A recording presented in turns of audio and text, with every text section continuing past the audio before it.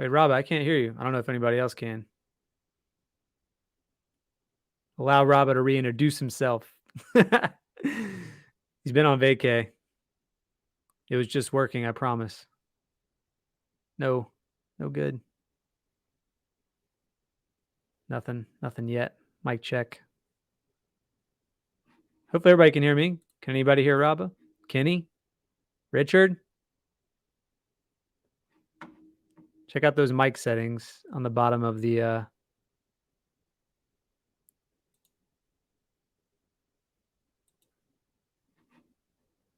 Man, Rob is going to throw his whole setup out. Nothing yet. He's going to rejoin. Anyway, welcome to the Whale webinar. I'm your host, Downtown Logan Brown. Here we go. Kenny, don't bring it up. No, I'm just kidding. This is great.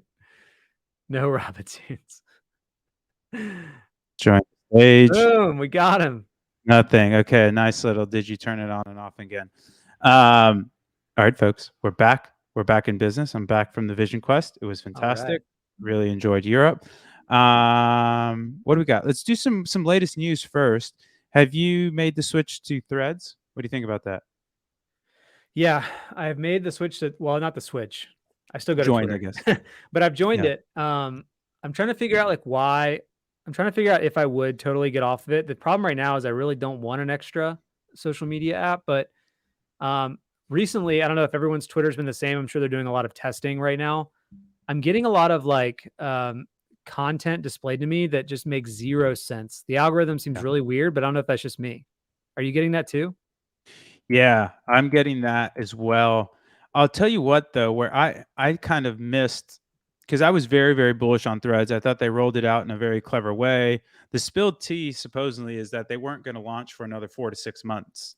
And then the perceived missteps of Twitter with the rate limiting, the non-viewing tweets, like all those kind of little paper cuts that started to add up. And so Zuck just sent it. I will say, though, I think you said something really important there, because I was very, very bullish on it. And I've barely been using it, to be honest. Like, I logged in, I did all this stuff. And I think it's less of a chicken and egg problem, because I think they're over like 100 million users or something. Like, they're something preposterous, because it's the login or the join was so easy. Because, yeah, exactly. Everybody still loves Instagram. But there's only so much time in the day for social networks. And I don't know, you know what I mean? I have yet to get the value of it. And then this is going to sound wacky, but the non-gifts is actually really, really the non-gifts is a problem right now. It's a miss. And gotta have my gifts. I can't remember if they I think they actually blocked it, but for a while there, Facebook or Meta was going to buy Giphy.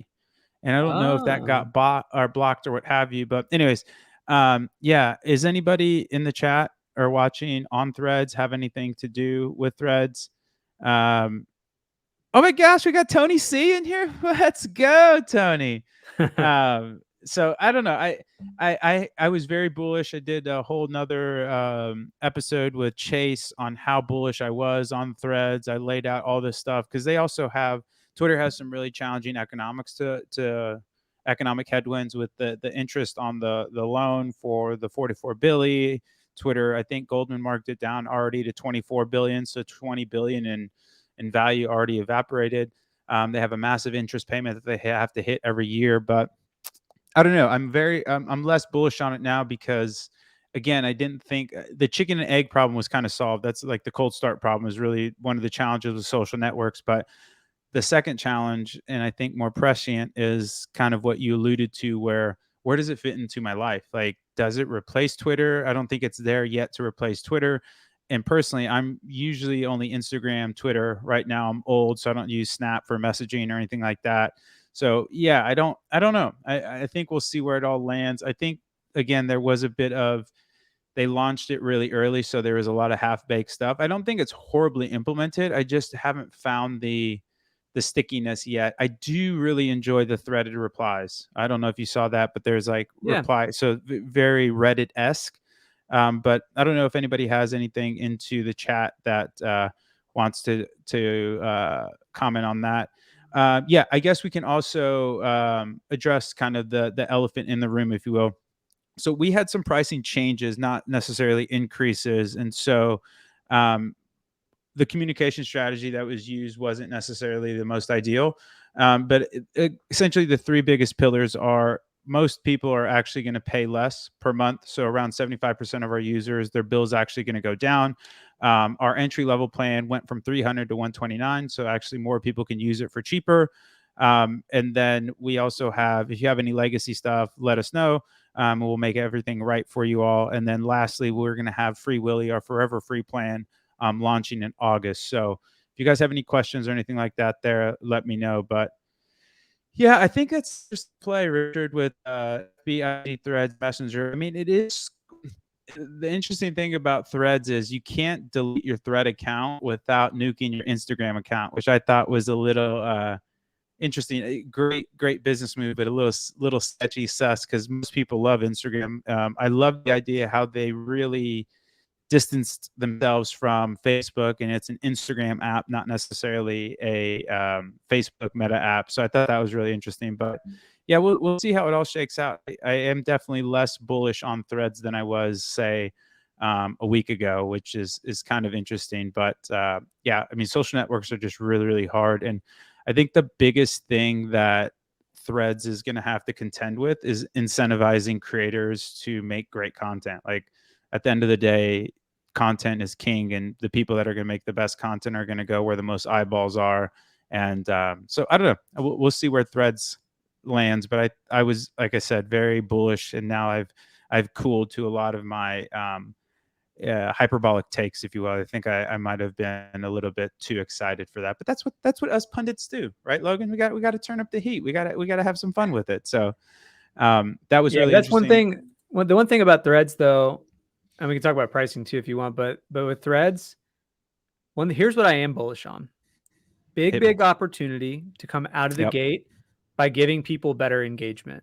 So like I've been on Twitter since Interesting. 2012 and like I'm not consistent. I understand all that, but I could post which I did recently, post the exact same thing on Twitter versus LinkedIn and I get 20, 25x, 30x the engagement, the reach and the likes. So on it's not the on content LinkedIn or on on Twitter? LinkedIn. So it's not the content, Interesting. it's the platform. It's got to be, right? I mean, it's for some, and like you can go through your own tweets. Like, go through your tweets. Tell me your best tweet, like 100 likes. Like, maybe you have one that's fire that's gotten like a lot, but I feel like on the reg, like, you're not getting that much engagement on that platform unless you've built up a really good audience. You're one of those great creators. So, Instagram might be able to do a great job of getting people hooked on engagement out of the gate somehow through their algorithm. That's fair. That's fair. And It's for really interesting. advertisers like folks here, this is going to be a seamless way to advertise through Threads now. You don't have to go to Twitter ads. You can just do it all through your Facebook ads manager and it'll go to Threads. That's why I was so bullish on Threads, is that they could instantly monetize. It's already a placement if you're buying Facebook ads right now. So I think that's really interesting. But no, those are really good takes. Those are really good takes. Let's see, Richard. The stats on the dashboard. Oh, it shouldn't have disappeared. I know we're blending some things, but that shouldn't have disappeared. So I'll ping you offline and get that sussed out for you. Prime Day. Did you buy anything? No. No, What's worth I think buying it's out there? terrible. Anything good? Didn't No, I think it's terrible. Anybody in the chat buy anything? Because I never do Prime Day. I always get so excited about it. And it's like Amazon's already so cheap, anyways. So it's like I never really buy. Oh, you did, Tony. What'd you get? Uh oh, I've Tony also C seen a went lot of off. our customers running their version of it, like Small Business Prime Day, where they're advertising this idea of like, hey, we're giving you a discount during Prime Day, support small business and not Amazon. Ooh, I I like don't know how that. well that's working. If anybody here is trying that, let me know. I like that. But I saw some ads for that. I'm not a big discounter. Oh my gosh, I saw sacrilege. There was let's see if I can find the tweet. Somebody was running an 80% off offer for their Mm. store.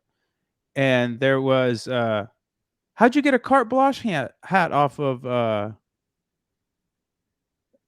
what? How'd you get a carte blanche hat off of Amazon? You're killing me, Richard.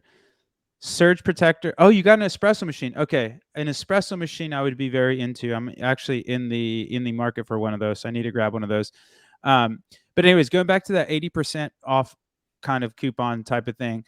If you ever catch yourself running an 80% off offer, there's two things going on there. One, you've insanely mispriced your products. Like there's no reason you should ever be running anything honestly more than 30%. Like it just doesn't work, or you're fire sailing your business. So I thought that was a really interesting kind of I don't know. Never ever run 80% offers. That just ain't the path.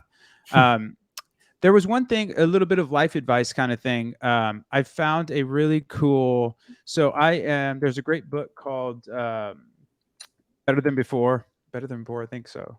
Gretchen Rubin. I forget the name now. I'm pretty sure it's Better Than Before. And there's all these archetypes that she puts people into. And I am very much so a obliger, where I say I have a really hard time saying no. And so this guy, what's his name? Ryan. He's kind of like a life coachy guy, but Ryan Doris is actually a really interesting follow. A little hippy dippy, but you guys know I get down with the hippy dippy. And so there was a really interesting framework that he gave to kind of gracefully say no. So the first thing is show your appreciation for the invite. The second thing is reveal your limitations, and then the third thing is detail your priorities. So, Logan, thank you so much for inviting me to your dinner. I would love to come, but I have to I have to get this essay written for Whale Mail, and that essay is due on X, Y, or Z date or something. Anyways, I thought it was pretty cool, pretty interesting, and that is something.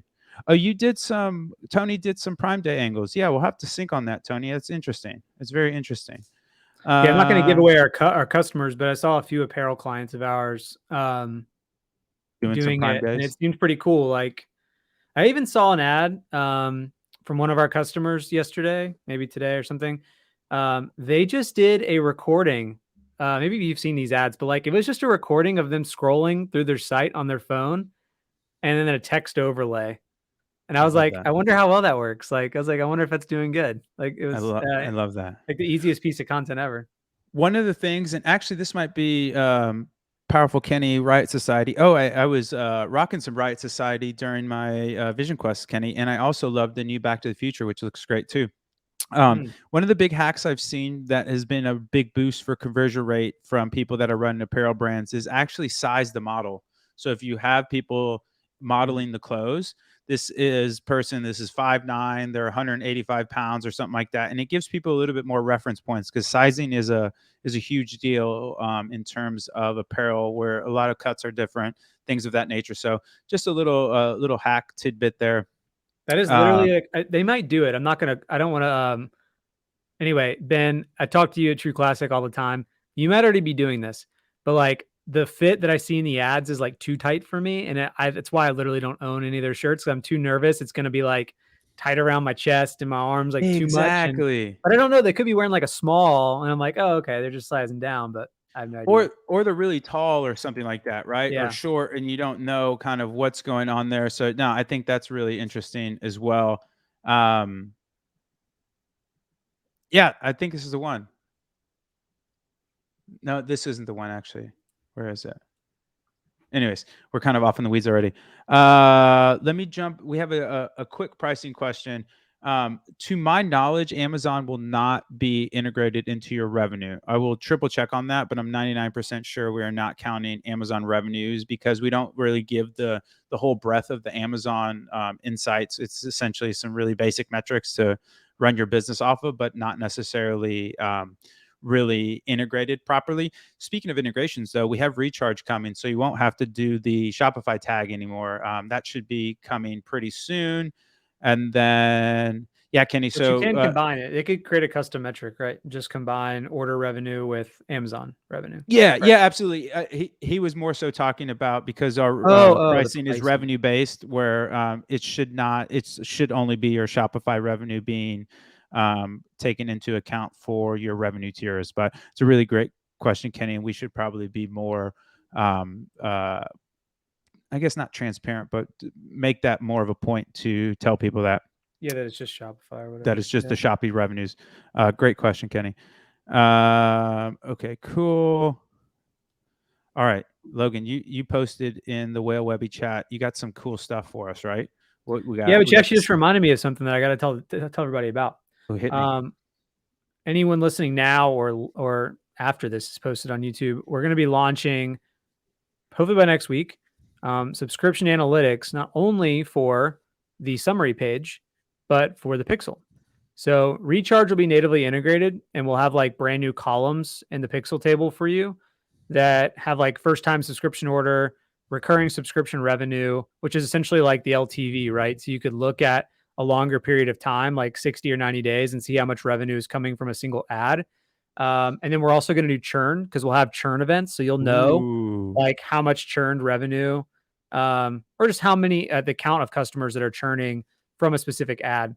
Like people who may just try you out on Facebook, but then you may realize that Facebook is just resulting in people trying you out for a month and they don't retain. Um, and then on the pixel settings page, let's say you do not have recharge, we're going to allow you to custom map your order tags and map them to subscription analytics. So basically, you could tell us that, whatever your tagging system is, this means first order subscription, this means recurring order subscription. So we'll do that same thing for you, even without recharge, just through order tags, except churn because we don't have the churn event. But Yeah, that's actually how I've been hacking it right now, so that's actually really cool to see. yeah, Okay, it'll just be Kenny. available on the Pixel this time. So make it even Ooh. better. Yeah. That is even better. And then we're also removing those, I think, from the some of the subscriptions were kind of getting counted for, I forget what they're getting counted for, but essentially like if somebody clicked on an ad or something like that and then their subscription renewed, we were attributing that when in real time or in real life they're really not, or that subscription revenue had nothing to do with the ad. It's a subscription revenue. They're already on that. So I think that's getting cleaned up as well, if I'm correct, right? Yeah. So right now, what we're going to do is by default, well, actually, there's not going to be a way to change this for now. But for now, we are always going to attribute your subscription revenue back to the ad, campaign, and channel that the initial order happened on. So wherever the actual subscription started from is where the attribution will happen. And so whether it's their third, fourth, or fifth order past that, even if they've interacted with other ads, we're just going to attribute back to the first one. You will have also the ability to toggle Beautiful. subscription off, though. So let's say you don't want to look at subscription information in your Pixel because maybe that muddles the data for you. You can literally toggle it off, and we'll just exclude subscription orders from attribution. I'm gonna actually run a real quick poll. How many people have subscription for their business? And then there is a quick question from, how do I use this? Oh, new poll. Jeez. I hate Livestorm now.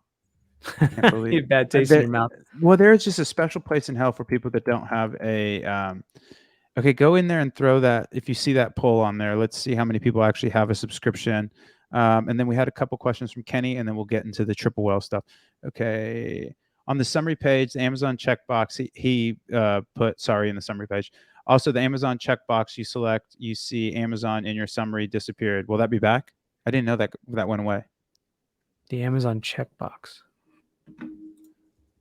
And as we go, I'll log into our triple well app. What else we got? I'll fill some time for you guys right now. Does he mean like customizing the summary and then choosing Amazon as a section? What's the checkbox? What? Yeah, Kenny, what are you referring to now? And then we'll get the Webby started because I know we've been kind of grab assing a little bit. It's an OG football term. Okay. Last question. Oh, hold on. This is another question. An OG football term. Okay. Oh, custom metrics. Who's in his custom metrics?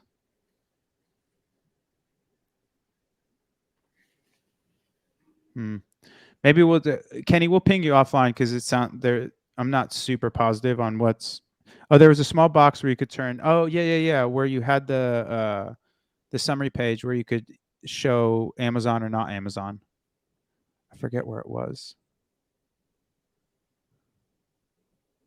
Okay. Well, We can fix that for you. Yeah, I'll have Logan ping you offline, Kenny. I don't want to derail the webinar. Great questions, though. Okay, cool. Okay, on to the meat of the show. Speaking of the shows, another one, small digression. Have you seen Hijack yet on Apple TV with Idris Al, or what's the black guy's name? Idris Elba. No, that's not. What is? Yeah, I'm talking about. No, I don't Uh, have Apple TV. oh, you don't. Idris Elba. Anyways, if you guys haven't watched Hijack, it's on Apple Isn't TV, that the and it guy is that's doing the new F1 movie? no, no, no, different guy. Brad Pitt and another black guy. This is he did Luther. Oh, Fantastic actor. He's the best. He's the best. okay. Anyways, Hijack is fantastic. So now I will stop hijacking. See what I did there, folks? I'm not totally brain mush. And I'll throw it over to Logan. You're going to take us through what? Some CDP stuff. You actually have a boatload of really cool stuff that you're going to demo, right? Yeah, let me see. I gotta organize my thoughts here, Okay. but yeah, I'd love to. All right, So let you got me. the product analytics, you got CDPs, and then you got which was another one, and then some cool comparison stuff. Yes, Idris is Luther, dude. It's so good. Luther's amazing. Nice. All right, I'll check it out. What's Luther What's the on? Zapier Showtime? stuff? Luther is on, I think, the Oh, Netties. sorry. This like it's Madison, so there's always like test things we're working on. I'll hide it for now. Yeah, we're always working on new integrations, and this is kind of like our test account for all things. So sorry if you see weird things in here that aren't normally in your account. But yeah, I wanted to talk through some of the changes. We have a new PM leading product insights and product analytics. There's been a ton of cool updates here, and I wanted to show off. All right, so in product analytics, we should have two new columns. This one should be called average purchase price, and the other one is mode purchase price. So we love talking about the laws of averages and how that can skew things. So let's move these up a little bit. New customer orders, average purchase price, and let's look at mode purchase price. For people that don't know, I'll fill some time. So there's three things that we give you. We give you the mean, the median, and the mode. The mean is Yeah, like AOV. Yeah. Yeah, the mean is AOV. So that's what your OG AOV is. So the average order value or mean order value, that's just going to be, again, the average of that data set. The problem with, as Logan was iterating, if you just look at the averages, you can have somebody that makes, say, a $500 order and a $50 order, and then you would get 550 divided by 2. What is that? 250? 550 divided by 2. Okay, maybe my brain is a little mush. 275. So that's not really representative of that data set. So that's why we'll give you the median. So the median is going to be actually the center of that data set, the middle of that data set. 50% of data points are higher, 50% of data points are lower than the median value. And then the last thing we'll give you is the mode value. And the mode value is the most frequent value in that data set. So one way to think about it is if you have a big bucket of balls and then those balls are all different colors, and there's blues, reds, whatever, the balls that you are taking out of that bucket, the most blues or the most reds or what have you, the most frequent value in that data set is going to be the mode value. So that was kind of a little muddied answer on the modes, but it's just the most frequent value in that data set. Okay, hit it, Logan. Yeah, I just want to. I mean, that's great. You did a good job there. I just wanted to bubble up the fact this is here, and I think what's interesting. Madison's not the best account for this due to the lack of some of the data, but like look in your store, and I'd be really curious to know like of your top sold products, which I have these organized right now by total sold. You might want to do it by spend or by revenue, and then try to see what the mean, the average, like the mean and the mode purchase price are. Yep. Um, and see what the deltas are. So I wonder like how often new customers are getting this at a discount, which is driving the average price down versus maybe returning customers coming back without a discount. And so the most common order price is actually higher. Yeah, and the other thing too, that's a really great point there. The other thing why I like the mode purchase value, and we also give those to you not only in product analytics, we still give them in the AOV section. Yeah.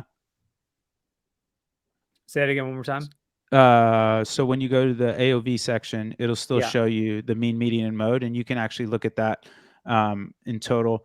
Oh, we can't do it by product yet. So okay, but anyways, so this is again not the best account because the mode and the median are essentially the same. So this is a better way to look at it, but that's a really good way to look at things where you can see the mode, and the mode is going to be more representative, like a prospecting conversion versus that mean value, and so. For example, I'm looking at an account right now that has a mean value of $354, a median value of $150, and a mode value of $80. And so that's quite a disparity. It's not Mm. necessarily a good or bad thing. It's just you need to make sure that you're factoring that into your acquisition strategies. Yeah, but one thing too that's really interesting about this is actually less about the order and more about just the individual product.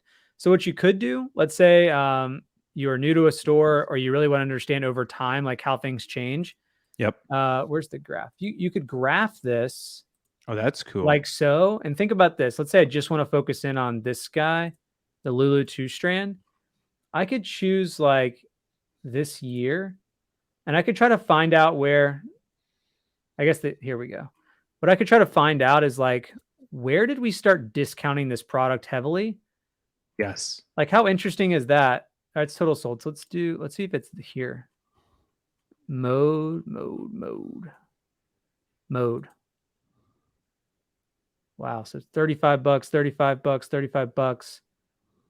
Like, look at these massive dips. Interesting. Well, maybe these dips are a bit anomalies where there's free orders or something, but I'd be Okay. curious too, like if I group it by like week. I'm curious, like where there were big sales that might have happened. So think about times where you've changed the price of your product, maybe, and then you bumped it back, or you offered a big discount on the product at a certain period of time. Like I guarantee, if you picked one of your like I don't know a handful of products, you might find over a long period of time like some ebbs and flows, and you might be able to do like mode purchase price with sold, so total sold, and you could overlay those two to understand at what price point, like when you dipped it, were you seeing a massive increase in total sold, or does total sold like kind of stay the same regardless of how price um, is adjusted? I Does that love make that. sense? It does make sense. Like I on Twitter, I was talking with a guy, the guys from Kinship. I don't know if anybody knows them, but I had a meeting with them Uh, a month or so Cody ago. and why can't Cody and Taylor, correct? Yeah, I think I was going. Yeah, I think I was on Cody Whittick and Cody's Taylor thread. Legacy. Okay. Yeah. And he was asking like how to impact contribution margin. And so I essentially just like replied back with like the inputs of what you could do. And then he responded and asked like what's the easiest, the hardest, and what takes the longest. So in my opinion, the easiest thing to do to impact contribution margin is to increase price. That's the easiest thing you could do. Just literally change the product price in Shopify, and all else equal, you'll improve margin. Um, and it could be cool to use this tool if you change the price of your product like $5, $6, and this in my instance, we increased it by 8%. And we didn't see any kind of dip in units sold or conversion rate. So you can make changes like that and visualize that on this graph, like units sold against the mode price. Make sense? Yes. Alyssa, that would make a lot of sense. So on those days that you were seeing $0, there might have been 0 orders for that product when you went to your mode. Oh, okay. You remember you seeing those weird Yeah. anomalies? That would make a lot of sense. Okay, Alyssa, you should be running the webinar. Well played. Well played. Yeah, contribution margin, man. It's really if you can be profitable on the first order, that is really really the path, and then everything else is just sauce on top of that. But yeah, this is cool Like, look though, at man. this, Rob. Like this is, I'm pretty sure Max told me this. They bumped the price here from 35 to 41.99. You can see this price jump, and really, this total sold. Now back here they did really well. This could have been a promotion or some sort Sure. of sale time. I'm not sure what happened in February. Maybe it's Mother's Day. I don't know. Anyway, this right here though, you're not seeing a massive fluctuation in people buying the product. And they're Yeah. getting an So extra they're getting an extra $7 a unit, that's right? transformative, especially if you think of it in percentages for this product. Like that's a lot of money. Yeah, Or $7 is just about 18 or 19%. I mean, you're essentially paying for Or your really it was shipping. 20%, Yeah, you're paying for 21%. your shipping and handling. That's fantastic. Yeah, I love to see that. Yeah. And then you could also do this on our changelog. The oh my gosh, why am I Yeah, blanking? the activity fee, like right now it's Activity called fee. Lighthouse, but you couldn't look at the price, but you could certainly look at um sales, but not against a single product or mode price. Okay. Okay. So Um, yeah, scratch that idea then. But that makes a ton of sense for me. I love that. What's while I'm here, I will mention something we're working on. AJ, don't kill me. I won't give away uh too much tea, some tea? but the correlation. Here's what's interesting. Like looking at, I was doing this for my old boss, my old shop. He was talking about kind of the complexities they're dealing with right now. But go in here and look at some of the Pearson correlation coefficients, and look at things like What is Facebook that? ad spend against. Say again. What's the Pearson coefficient for people that don't like me know what that means? What is that? Just how correlated it is? Yeah, listen, I read about this, but to be honest, it's a bit over my head. But essentially, the higher the number, closer to one, It's it means perfectly highly correlated. correlated. Even like zero point 0.5 is like medium correlation. Like it's a pretty good chance they're correlated. As you get Tracking. to zero or negative, it's like these don't interact with each other at all. Tracking. Um, but go check out your like Facebook spend against new customer sales. Go look at like Facebook ROAS against new customer ROAS. And then soon we're going to throw in pixel data here. So you could look at like Facebook reported ROAS versus pixel reported ROAS against new customer ROAS or blended ROAS for your store. And so some of the early data we were looking at looked really promising, especially with like we could toggle on like total impact and and actually see the difference in correlation between total impact and what's happening in Shopify for each channel, which is pretty neat. Speaking of total impact, which I love, didn't we add some really cool stuff to our post-purchase survey? We added Custom the questions, ability right? to change your language for sure. So this will automatically change the language of everything. Um, the mapping tool is really cool if you haven't done that already. So if you add something like billboard or TV, you could map that to an existing channel. Like let's say TV relates to Tatari and you're advertising on Tatari. You Yep. could just map that here. And so we'll like attribute it there. Um, Additional questions are good. You can now do this using third-party checkout and manual installation allows you to Ooh, actually kind of change where the let me show you something.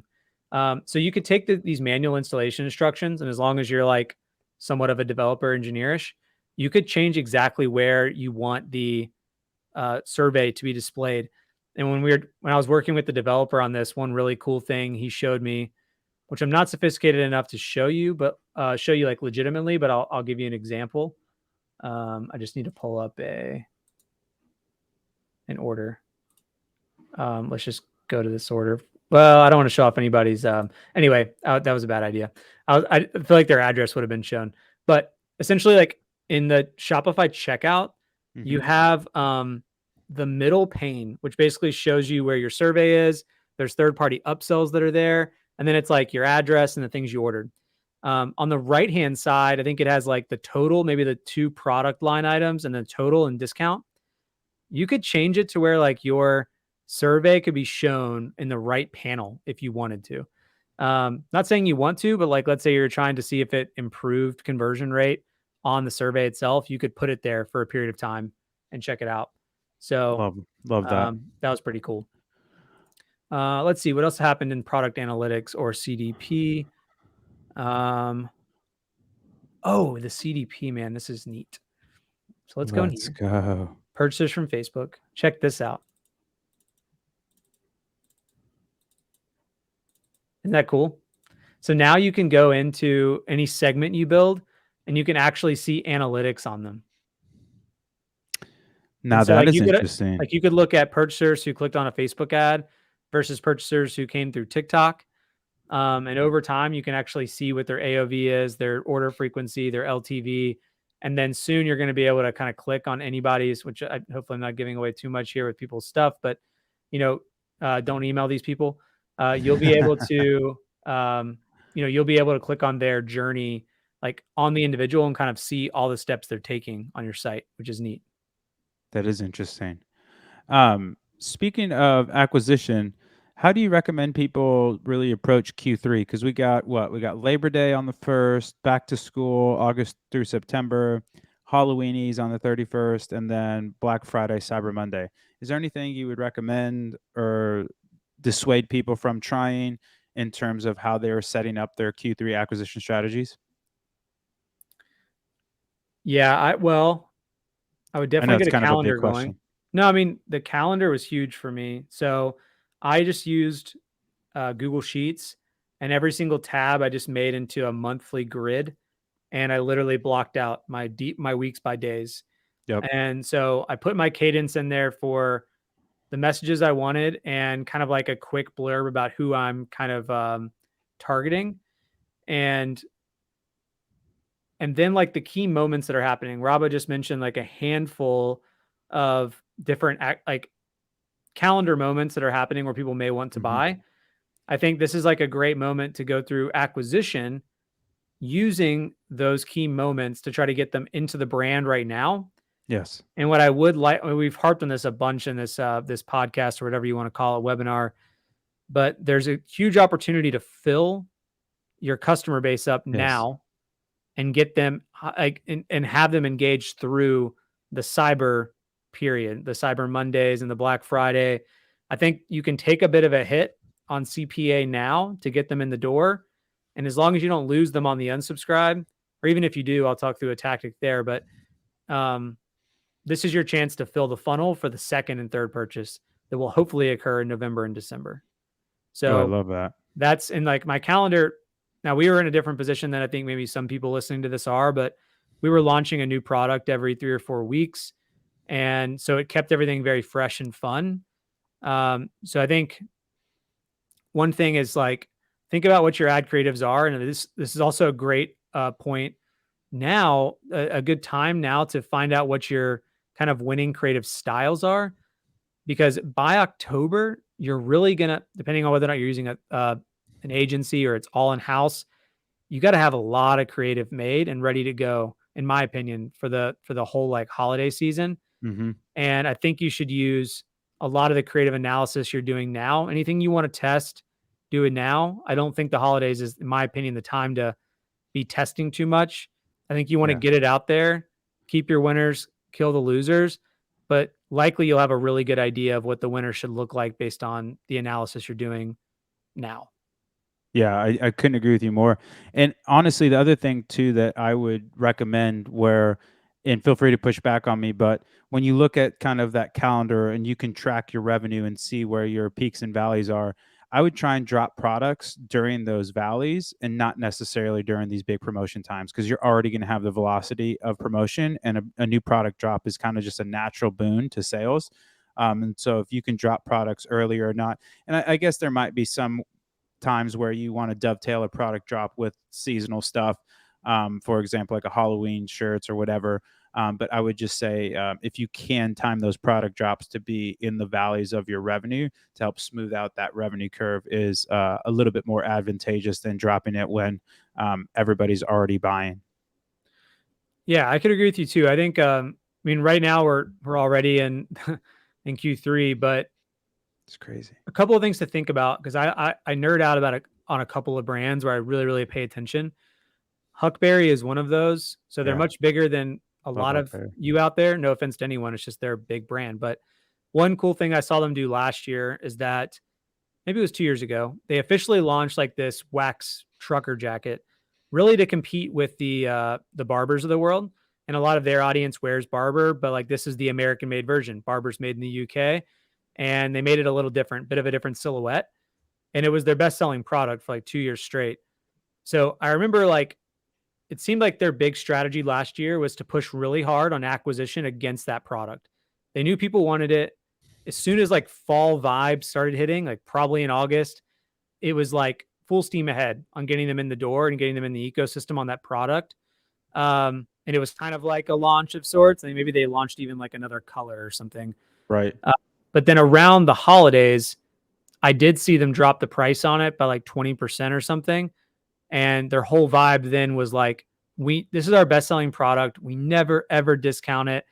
If you have had your eye on this, like here's your chance. And I bet they did their best to fill their retargeting funnel too on Facebook, Yes. even with engagers who probably saw that jacket 2 months earlier or something.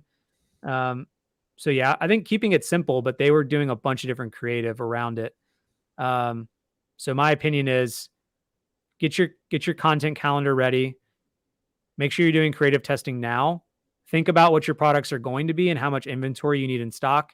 The inventory thing is probably going to be your hardest It's huge. thing to do.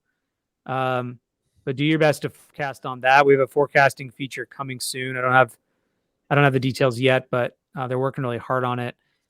And and then by the time that like the holidays come around, I think that's your chance to make sure all of your emails are doing well, all of your creatives are backloaded. You know exactly what each week's going to look like as far as what you're launching, what creative style, and the winners just let them ride. I think once you find them, and then just like really hone in on your on your metrics that you can find on the summary page or in the pixel, like new customer acquisition and ROAS.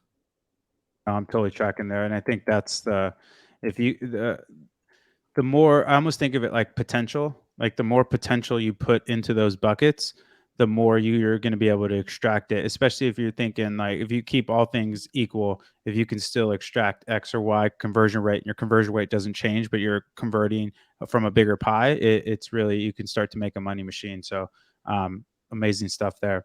Okay, there was one more thing, right? You had the CDPs, product analytics. What was the other thing you were going to show us that was going to blow the doors Oh off? yeah.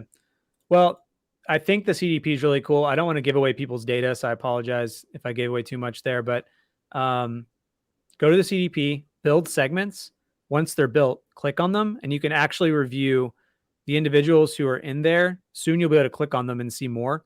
But we have those top line metrics about them. So like, I think it'd be really beneficial to understand like customers who came from Facebook, bought X product. What is their LTV and frequency compared to another cohort of individuals segment? Um, One thing I wanted to mention on the summary page And that is oh let good. me just add something there as well. That can also inform your acquisition intensity, where if you know you're getting X or Y or Z LTV from certain channels, you might want to pay more on certain channels and then ratchet back on others because people might be less valuable when you acquire them for TikTok versus Facebook and other. So it'll help you also with your acquisition planning and how you're budgeting for that as well. Yeah, like I think it would just be really interesting. I mean, you can do it in the pixel too, looking at like AOV from say TikTok or something, but I would be curious if you see it change. Like there's clearly different demographics on these various social networks. And do you see a lower AOV um, on TikTok because they're trending towards buying the cheapest thing you have because they might like your brand or something, versus someone on Facebook who might be like the Midwestern mom who isn't afraid to spend some money, and the AOV is a lot higher through that channel because of who you're targeting. But again, it's very brand dependent. Um, all right, so Richard, yeah, this is a real store. This is a real store. This store was doing some serious numbers back in the day, but Max, who owns this store, also owns Triple Whale, and Triple Whale took a lot of precedent. So that's where his mind and his growth is. But we use this because it's his store and we play around with it. It's kind of like our dev environment as well. So And actually, funnily enough, the reason Triple Whale was built was so AJ was actually running the marketing for Max and Madison Braids. And the reason Triple Whale was built was to help Max run the store yeah, they better, wanted something more like this to efficient, like easier. understand it. Yeah. So that's kind of the dog fooding story of some of the best products are out of necessity, not necessarily invention. Yeah. Yeah, so the last thing I wanted to bubble up was comparison. So one thing Ooh. we realized, another customer actually helped us recognize this, was that um, the comparison for the current hour was actually comparing you to the full hour that's there. And that was a bit unfair. So let's say right now it's 1:50 Eastern time, but let's say it's 1:05. Let's say at 1:05 you've only done an additional $100 or $300 in that 5 minutes that we've been in the hour. Basically, when you looked at the comparison number here, it would be showing you all compared to yesterday up to the full hour, 1 to 2 p.m. But that's not fair to you because wait, I'm only in 5 minutes of the 1 o'clock hour. Now you're comparing me to 1 to 2. We haven't even reached 2 o'clock. So now to try to make it a bit more fair across all these different metrics and what you're being compared to, you're now being compared to the last full hour of data. Incredible. So you're being compared to like here 12 p.m. today versus 12 p.m. of yesterday. And so that way you can always know that, well, we're like, this is exactly all the way up to ROAS, right? Because we're blending that metric from Facebook and Google ads and TikTok ads and your Shopify revenue. So you want to make sure that all the APIs that are ingesting data are all up to date and clear to know, like, what am I truly operating at today compared to yesterday, or even this week compared to last week. It'll still be up to the current hour. That way it's not overinflated, I suppose, or making you look worse than you really are if you And operate this in that way. and this is also for day previous day as well, right? Yeah, this is day previous day. Yeah, so because this is something that Shopify misses on, where Shopify does the previous thing that you mentioned, where they'll compare your daily stats with essentially a full The day's full day worth. of yesterday, which sucks because Yeah, you're like, it's hard. how am I really pacing? So Correct. this should actually help with your pacing. You'll know, um, like here, you can see that I'm only comparing myself to June 11th up to 12, not all of June 11th. I love it. Yeah. One other thing that I want to mention kind of while we're all going through this, here's my email. If anybody wants to do like a fun little brand breakdown, one of the things that we keep getting feedback on is people want to have like actual tactical things, what's happening. If you guys are interested in us doing a brand breakdown, obviously we can obscure or basically take out any numbers you don't want. But hit me up at Rob at Triple Whale, and we'll be able to do a brand breakdown for you, and we can do a whole breakdown on the Whale webinar to make sure everybody gets a ton of value from it. But let us know, Rob at Triple Whale, excuse me, and we can do some fun brand breakdowns. Logan, myself, and Sonder will look at your brand and give you some feedback on that and what we see there and how we use Triple Whale to decipher what we think are some advantageous steps for your brand or some opportunities or areas of growth. So that's something that I wanted to make sure I plugged before I forgot. Nice. That'd be a lot of Okay. fun. Let me see if there's anything else I was missing. And then Kenny's been the only person to ask questions. Come on, Tony Everyone C. knows exactly how their store's doing. They don't You don't care. got nothing for me, Tony, Richard. Unbelievable, Kenny. You win the blue ribbon as always. You're such a legend, Kenny. You're such a legend. I love it. Sorry, I have problems. What a G. Kenny, too much. All right, we want to answer Kenny's question.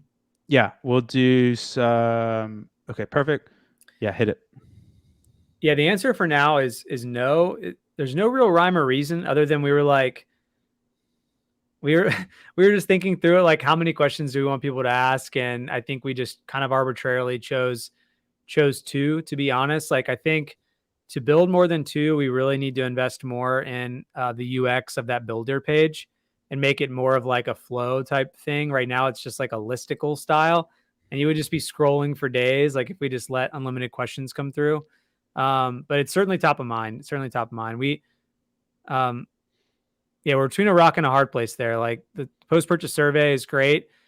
We always kind of intended it to be a minimal option for you. Number one, to help with attribution and learn a bit more about your customers, while also kind of keeping with our partnerships with No and Fairing, who have like really robust survey options, right, and tools.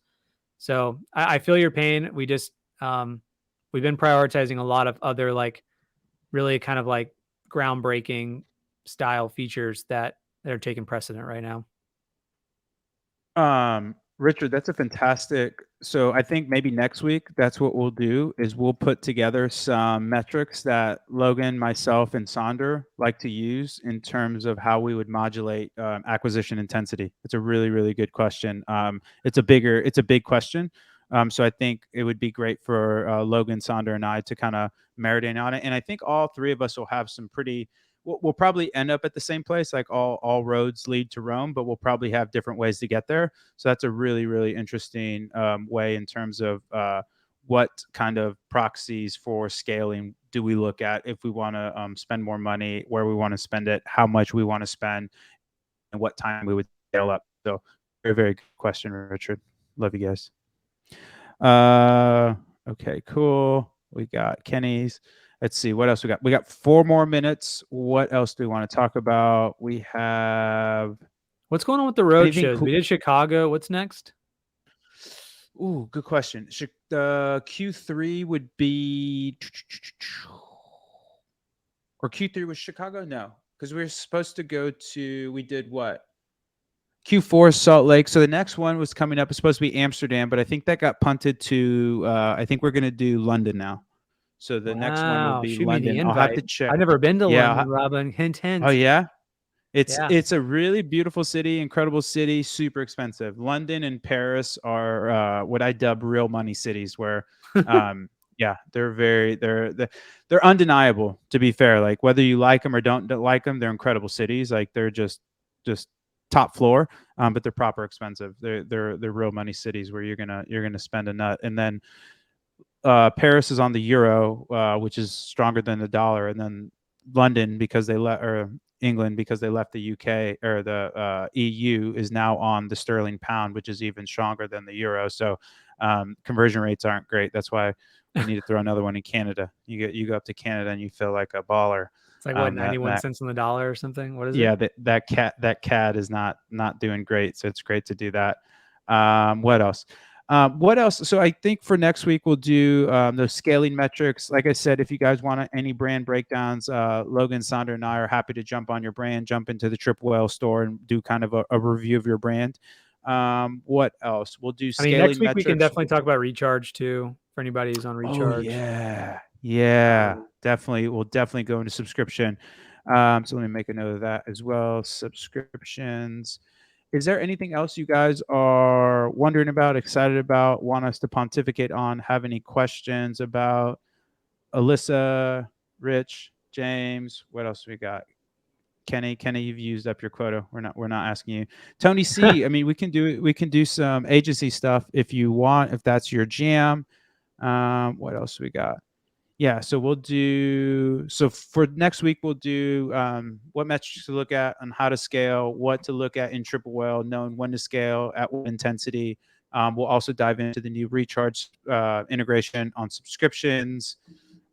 What else we got, Logan? We got road shows coming up. I'll have to with Kevin in terms of when the London one's going to be. It was supposed to be in no, not July. This is July. I think September is when we're supposed to head back to London, but I'll have to triple check on that. So don't quote me on that. And then I don't know. I have to sync with Kevin again on some of the events that we have coming up. There's some cool stuff going on. What else do we got? I think that's it. Okay. Make sure to get on the whale mail that goes out every Tuesday, Thursday. You can sign up right at triplewhale.com/whale mail. And then what else you got? Any parting wisdoms? I mean, just if you're coming back next week, which I hope you do, bring some questions and let us know like what we can help you with. Like, I just want to understand more about some of the complexities you're coming up against. We can make assumptions based on our previous experience, but like tell us what decision you want to make and how you're having trouble making it, or maybe even tell us how you're using Triple Whale to make that decision so we can spread the wealth with the rest of the people. Would be great. Ooh, I love that. Yeah, I love that. I think the other thing too is really figure out how you can get those foundational economics in place. Like have a certain contribution margin that you want to hit, and then whether that is pushing up prices, whether that is pushing up average order value, whether that just any type of way to get those prices up, whether that's talking to your excuse me, the shipping and handling, your distributor, figuring out ways that you can cut costs there, and or get breaks.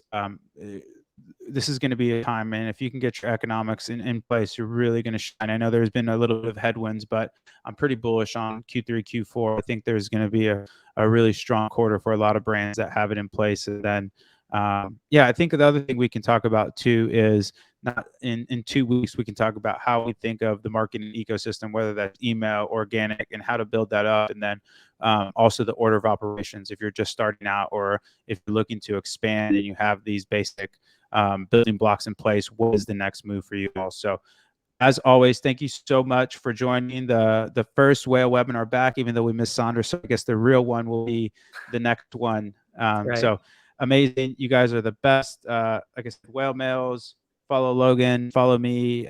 You're not on Mentor Pass. No, you're not a Mentor Pass guy yet. I Maybe got I to talk should to be. Kenny. Can I be a I got to talk mentor? to Kenny. Yeah, I got to talk to Kenny. Go get some time.